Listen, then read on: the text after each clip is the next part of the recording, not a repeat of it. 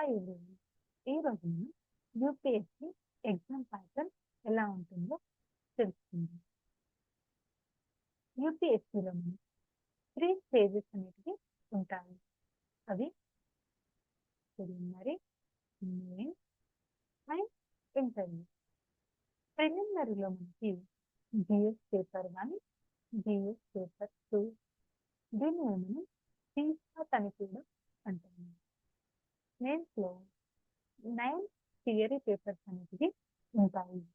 ఇందులో 4 general studies and 2 language papers, 1 SA paper, 2 optional papers అనేవి ఉంటాయి.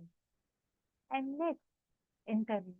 ఇంటర్వ్యూలో మనకి పర్సనాలిటీ టెస్ట్ అనేది ఉంటుంది.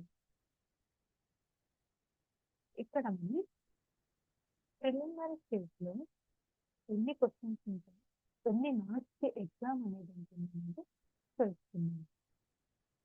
ప్రిలిమినరీలో మనకి జిఎస్ పేపర్ 1లో టోటల్ 100 క్వశ్చన్స్ అనేది రావడం జరుగుతుంది. అలాగే టీసాట్లో 80 క్వశ్చన్స్ అనేవి ఉంటాయి.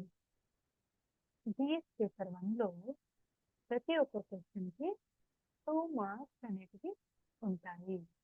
టీసాట్లో ప్రతి ఒక్క క్వశ్చన్కి 2.5 మార్క్స్ అనేవి ఉంటాయి. టోటల్గా మనకి 400 మార్క్స్కి ఈ ఎగ్జామ్ అనేది ఉంటుంది.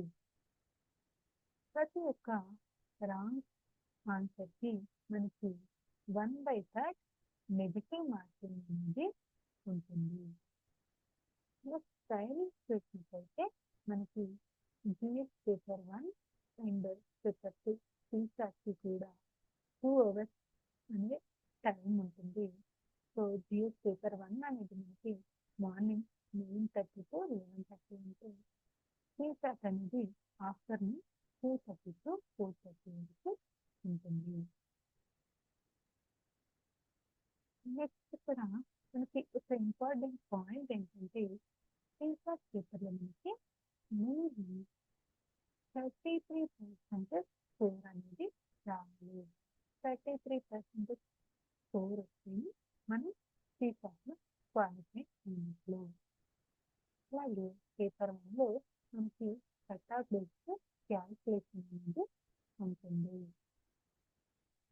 సో పేపర్ 1, పేపర్ 2లో వేసుకుని మనకి మెరిట్ లిస్ట్ అనేది తీయడం జరుగుతుంది.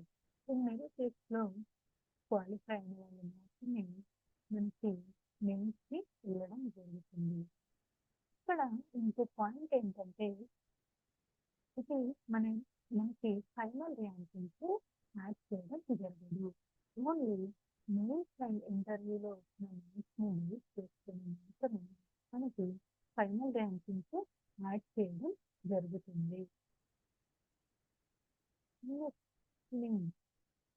మెయిన్స్లో మనకి 9 పేపర్స్ ఉంటాయని చెప్పాగా, ఇందులో paper A and paper B అనేది లాంగ్వేజ్ పేపర్.